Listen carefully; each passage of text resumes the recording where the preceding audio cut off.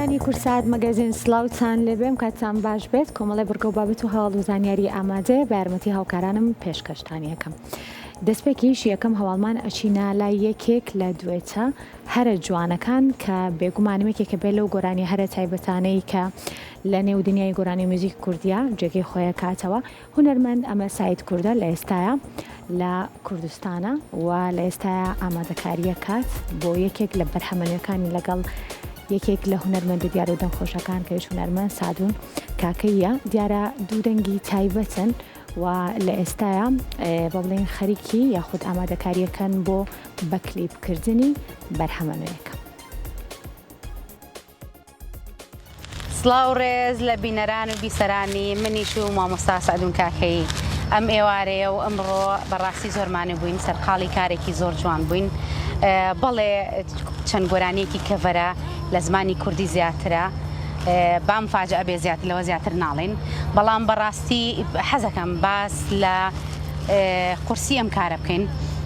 بێگومان مامۆستا سەعدون کاکەی دەنگێکی شاخاوی گەرمیانی سۆزێکی گەرمیانی زۆر خۆش لەگەڵ یا کارێکی جوانمان کردو بە دوێت کارەکانمان وتووە، بەڵام لەبەرەوەی دەنگی بەڕێزیان بە پێی ژنان و پیاوان تەبەقەی ژنان و پیاوان جیاوازیمان زۆرە، بۆیە ئەم کارە قورسایی یەک چۆنەڵێ چالەنجێ بوو بۆ خۆمان توانیمان ئەو تەحەدایی خۆمان بکەین کە بەڵێ ئەتوانین لەم تەبەقە جیاوازەشەوە گۆرانی بڵێن. بۆ نمونە من دەنگم بەرزە لەبەر خاتری دەنگی بەڕێزیان هاتوومەتە خوارێ بەڕێزیان بە هەمان شێوە لە دەنگە نزمەکەەوە کەمێ بەرزتری وتووە. بەڕاستی چالەنجێکی گەورە بوو بۆ خۆمان، ئەلحەمدولیلا کارێکی جوان بوو. زۆر سپاس بۆ کاک لاوگڵەتیف و بۆ کاک بەڵام قەرەداهی لەبەرەوەی کارێکی جوانی مۆسیقییان کردو و میکس و ماستەرین هەر لە ستۆدیۆکەی ئەوانە کراوە. جەمام ساگیان پێما بێ بەڕێستان چیت هەیە بفەرموو. سڵاو ڕێز و حرمەت بۆ ئێوەی بینەرانی ئازیز، بۆ خوشکی بەڕێزم خاتووە ئەم سعید کوردە. بەڕاستی من ماتوو بێدەنگی بۆ هونەرمەند باش نییە. من لە ڕێگای قورگی ئەمەوە دیسانەوە خۆم گڕب کرد. ئەم خاتوونە ئازیزە دەنگێکی پرۆفیشنەڵ ئەکادیمی پڕ لە مۆسیقا و پڕ لە ئەحساسەوە پێم خۆش بوو ئیشێک تازە بکەین، گەشتێ بکەین بە ناو هونەرە. هەڵبەتە هونەریش کوردی عەرەبی ئەنگلیزی نازانێ، فراوانە کراوەیە.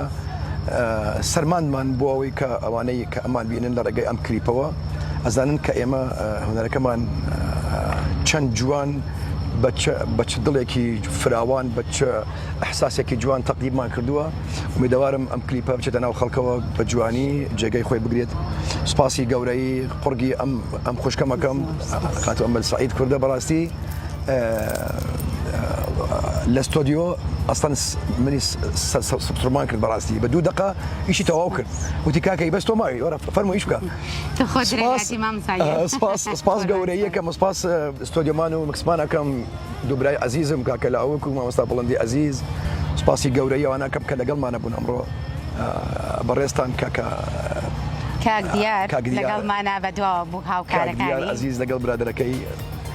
سپاس بۆ خۆی گەورە کە بە جوانی شەکە ڕۆژ. سپاس بۆ ئێوەی عەزیز.